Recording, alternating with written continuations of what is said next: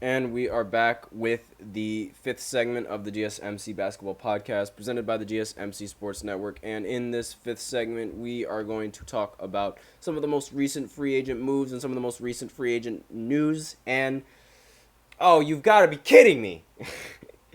I just looked at my phone and I see a notification from Instagram saying, "Oh, from according to sideline sources, again, this is the same source that predicted that JJ Redick was going to be the coach for the Lakers. The Lakers are showing interest in Bronny James. Oh no, he's gonna get drafted at the 55th pick. That seems like that's what's going to happen, but."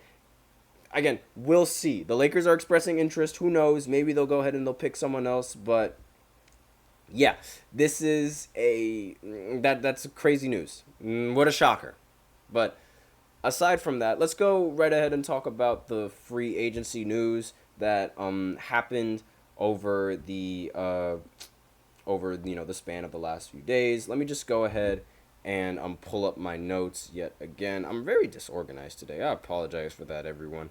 But anyways, two players, they recently signed a contract with their team. So we have Nic Claxton. He signed a 4-year, $100 million contract with the Brooklyn Nets. Now, as a Nets fan, I think that's overpaid. I think he's incredibly overpaid. $100 million for 4 years, that is a lot of money to give to this guy. I think he's rather overpaid. Now, granted, maybe, he'll develop into that money, he'll develop into the type of player that deserves that money within the 4 years. But as of right now, I think that's a lot of money to give to Claxton. Now, he'll even be part of the foundation after agreeing to the contract. A day after Mikal Bridges became disenchanted and wanted out to go play for the Knicks, Claxton, an unrestricted free agent, committed to spending his prime years in Brooklyn, according to the New York Post. Now, again, I like the signing. I genuinely like the signing. I really like that they brought him back, but for that much money, I'm not a big fan of. I don't really like I just don't like how much money they're spending on someone that can't really shoot the ball like that. That is just me. That is my opinion. I do understand the value that he brings. I understand the talent that he is on both the defensive side and, oh, my hair, what the heck is going on? And the talent that he brings rebounding the basketball as well. And, he could develop into that offensive type of player, but as of right now, I think that's a lot of money. I genuinely think that's a lot of money. And let me just go ahead and continue reading this article. It goes without saying that it is extremely rare for a second round draft pick to secure this kind of contract. Most of them fade out of the league and go looking for contracts overseas. Claxton has earned this payday as arguably Brooklyn's best player. I understand, yes, he's the best player from last season, and what this article's saying, he's a great player and all that stuff. But I think, wait, that's a little bit too much money for Claxton. But that's just me though. And he is averaged a double-double while blocking more shots than any player other than Brook Lopez in the history of the Nets. Just goes to show you how amazing our franchise is. He's an all-defensive caliber guy, even though he wasn't selected for the all-defensive team. And most importantly, the biggest thing about him is that he plays in every single game, and he only missed 17 games in the last 2 seasons, which is Iron Man type of ball. So maybe that's why he was getting that kind of money. Now, he isn't a go-to scorer, which is the biggest reason why I don't think giving him that much money was the best move, but he's really really good at dunking the ball. Unlike Ben Simmons, he's really good at dunking the ball. And he's shot 66% from the field, and he's shooting the best percentage in history among players with a career average of better than 10 points per game, and he converted on 70% of his shots in 2022-2023.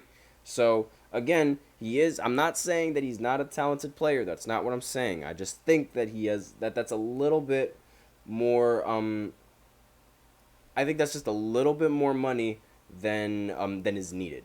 So that's that's the first free agent signing that I wanted to talk about, because the next free agent that I do want to talk about, I'm sorry, like this is a really rough day for me. I apologize for all the sudden stops. I don't usually have these stops. So, next is Bam Adebayo. Now, he signed a huge contract as well. I'm just going to bring up my notes and talk a little bit about that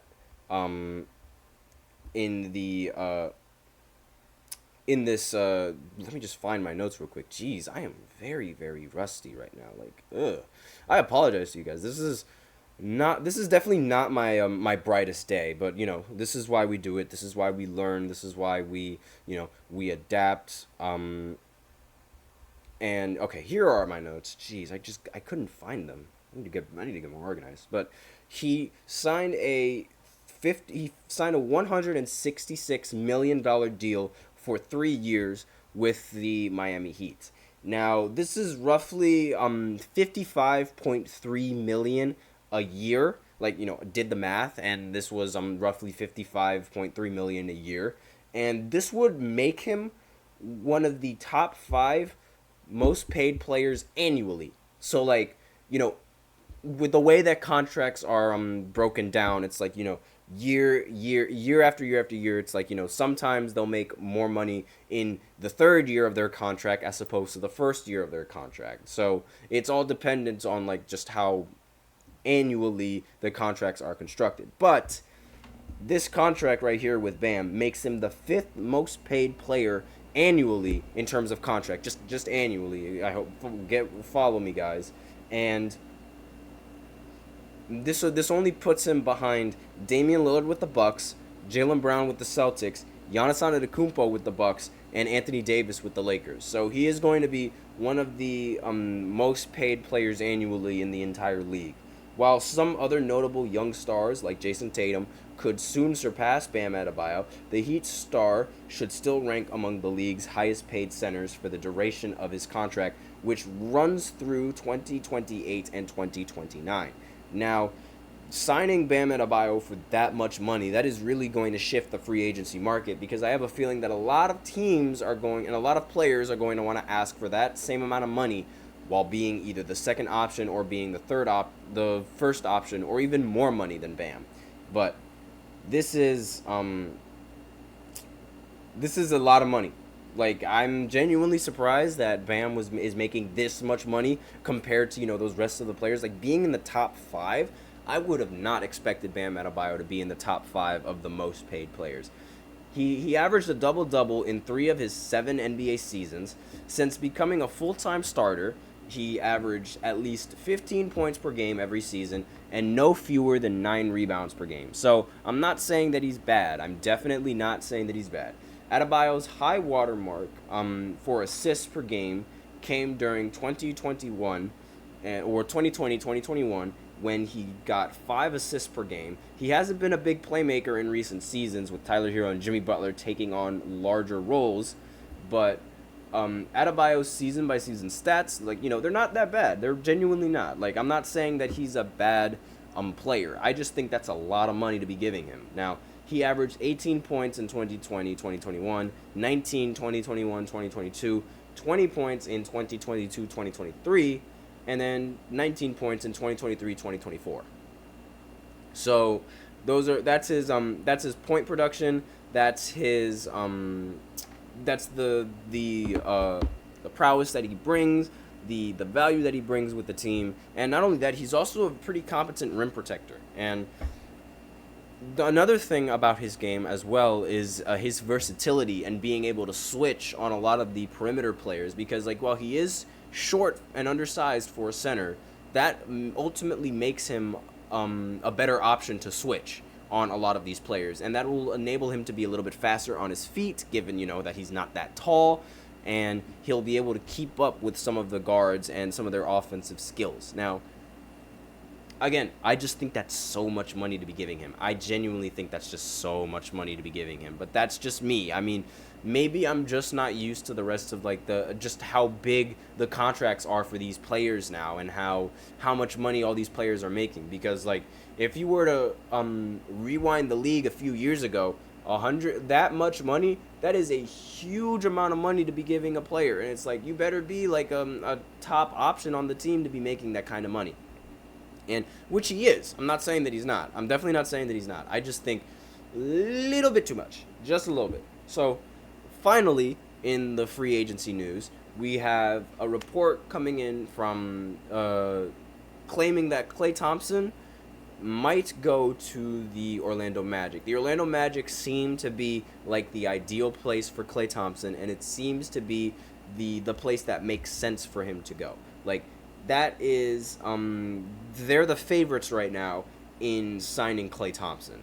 And I just wanted to bring that to everyone's, like, you know, awareness, because it seems like all the other teams that I mentioned before, it seems like the Orlando Magic are going to be the best one. And, like, the team that is definitely going to have the best chance in grabbing him. So that is all I have for you guys today on this podcast. I apologize for being rather poor in my speaking skills today, and just being like, that's literally the best way I could describe it. Just I was stuttering. It was really bad. I apologize for that, guys. I'll do better for the next segment.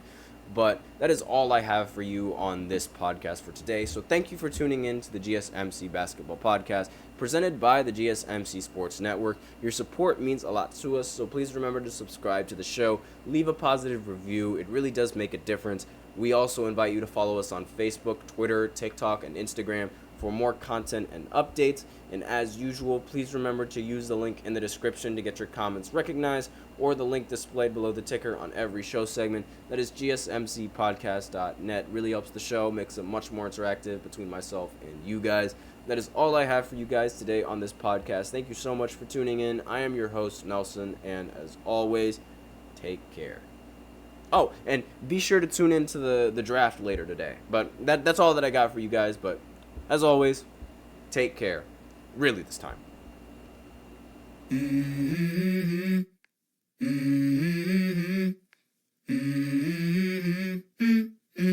Let's go. I wake up to a little bit of drool on my pillow, feel like it's gonna be a bad day. Yeah, I'm tired of shit, and the coffee ain't hit yet. Damn, ain't that great. I don't wanna go.